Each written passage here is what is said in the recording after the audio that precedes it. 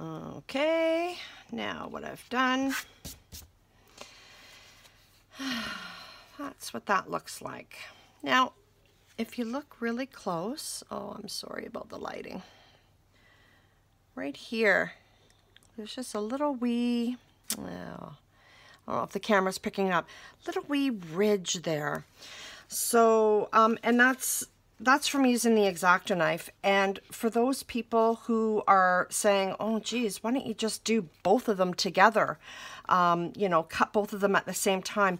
You would actually have a little bit of bump coming up where the paper, I guess, is tearing, or has the chance to tear, because it didn't happen on this side, but it happened on this side. So that's the chance that you take using the X-Acto knife. And I know it's sharp, so it's nothing to do with that. All right, so to cover that little bit up, because I can, let me see, I can see that, and it's going to bother me. My OCD is going to kick in, and every time I use a bookmark, I'm going to think, ah, God, I should have done something.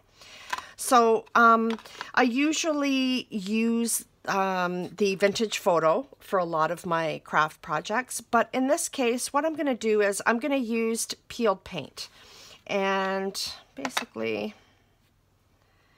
it's kind of like a brownish green, but it has that green in it, so not just the brown, and it doesn't have to be a vintage look. That's not really what I'm going for. Where's a spare piece of paper here?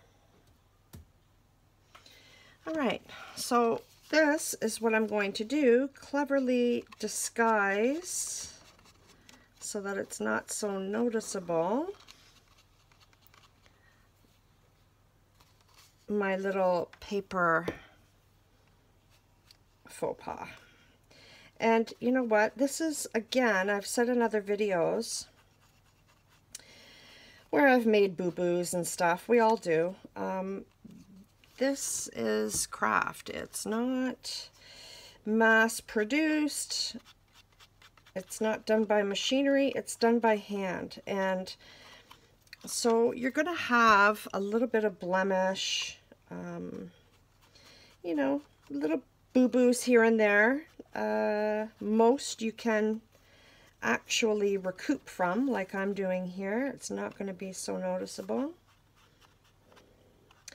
I don't get to use this forest moss very often, so I'm kind of glad I'm able to do it with this project here. I don't want to put too much on. Just enough that it kind of leaves a bit of a hue. That's really what you're going for here. And I don't necessarily want harsh edges of color here, because what I'm using is something so dainty and pretty. I don't want it necessarily framed in a harsh way. I want it framed in a soft way.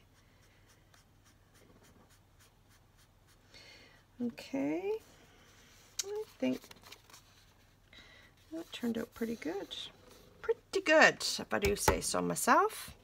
All right, so that was the peeled paint that I used there with the greenish brownish hue. So my next step is I'm going to do the archival, now where the heck is my paper? The archival paper. I'm going to make some cuts there. Obviously, I know this is probably obvious, but I'm going to state it anyway because this is a tutorial. I want to do the archival much bigger than the window size, because I'm going to be gluing it onto the back here. So I'm going to glue one down, then I'm going to glue this to the first window using a little bit of glue. I don't want a lot showing.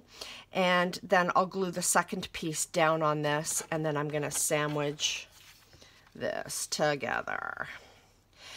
I don't know yet whether or not I'm going to hole punch. I don't think I am, and I'll tell you my reasoning, because you know, unlike this bookmark that I made yesterday, You know, it's more of a tag, yes.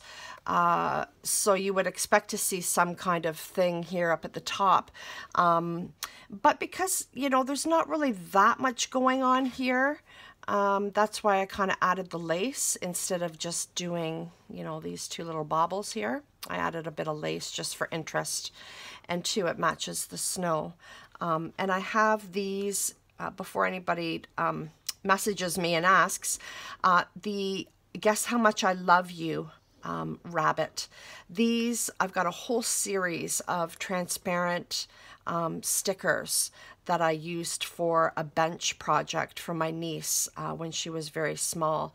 And I've got a whole bunch of them, and so that's what I used for this bookmark.